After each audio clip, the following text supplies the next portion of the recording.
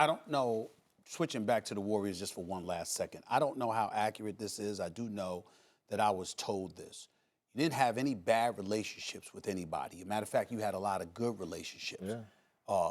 But there were people that felt that Steve Kerr should have had a bigger impact on your career than he did, that y'all wasn't necessarily vibing per se. What level of accuracy do you attach to that? I mean, he was the coach and I was a player. I mean, it wasn't anything bad. I came to work every day just like he did. And I wouldn't say we had a tight relationship or a bad one. I just came to work, went home just like he did. So you get to the finals, you have what they were describing as a calf injury, but as we were talking about at the time, calf bones connected to the, like this stuff is all, do you believe the Calf injury? bone? I'm joking. Do you believe the injury is connected to the original injury? In other words, you hurt your calf, then you have a more serious injury, but those two places are right there. Do you believe those injuries were connected? I'm sure I mean, I'm not a doctor, man. I don't know the exact anatomy, but I mean, I'm sure it had to play a part in it. And I mean, I just try to move on as fast as I can and get to the right people to get me healthy. Here's the real question. As you reflect, do you regret deciding to play in Game 5 of the NBA Finals? I want to say regret. I do think I wish I would have made a different decision. I mean, obviously right now I can say that, but at the moment, like, I was really excited to play.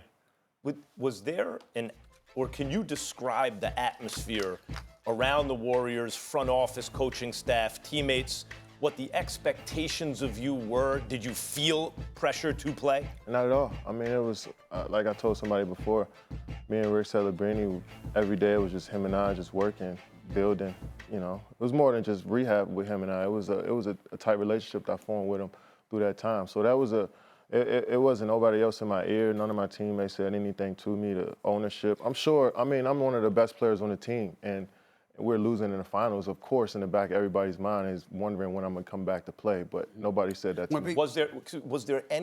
Was there anyone who came to you and said, listen, this is what's at stake, medical staff or otherwise, if this thing snaps, there's a chance you could never be the same player. There's a lot at stake that way? No. I mean, we didn't even think about that before the game.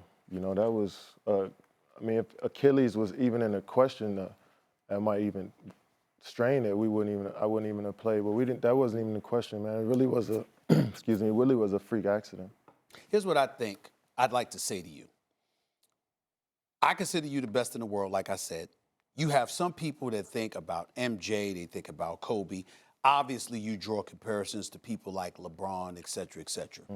When they talk about Kevin Durant, they say, when they hear you say, playing the right way, just doing the right things, it's almost as if there's this refusal to accept the fact that because you're that great, more is going to be expected of you. Did you feel pressure from the outside? I'm not talking about the Warriors. I'm talking about fans. People looking at it and say, wait, find a way, man, this is finals championship on the line. You got to do this, and that's the reason that you elected to play in the finals? No, I really wanted to be in the finals. I've seen that my presence could definitely help the team and flip the series, and I knew that I can help guard Pascal Siakam or Kawhi Leonard, and I can provide spacing for Steph Curry and Klay and Draymond. I was thinking that. I wasn't thinking about what I can prove to anybody. It was really, I wanted to go out there and help the team from a strategic standpoint.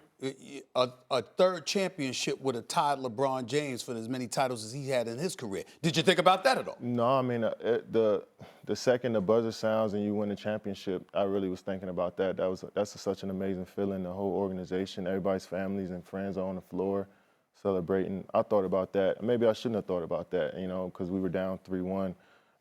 But I was really excited to share that moment again with the organization, but it didn't go that way.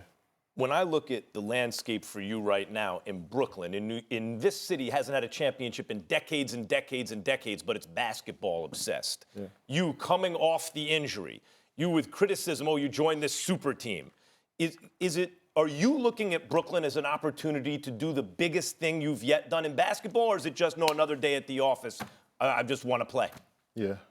It's the second one. Yeah, second one.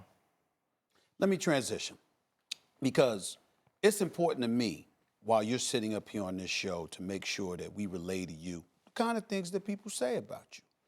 Again, they recognize your greatness, but they also, and people in Golden State have even said this, and I know that for a fact because they've told me, you have folks that look at you, you're in Oklahoma City, then you're in Golden State, now you're going to Brooklyn.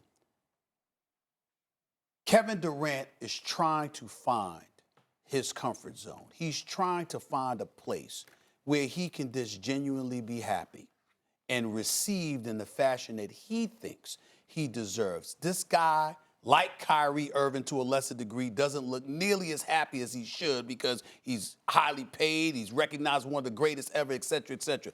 These are the kind of things they're saying about Kevin Durant. How do you respond to that, to those out there who say and believe these kind of things about you? I mean, me and my family been moving around since we were young. We moved from neighborhood to neighborhood, so I feel like the world is my playground and I'm comfortable anywhere. Are you the best player in the world? Does Kevin Durant believe he's the best in the world?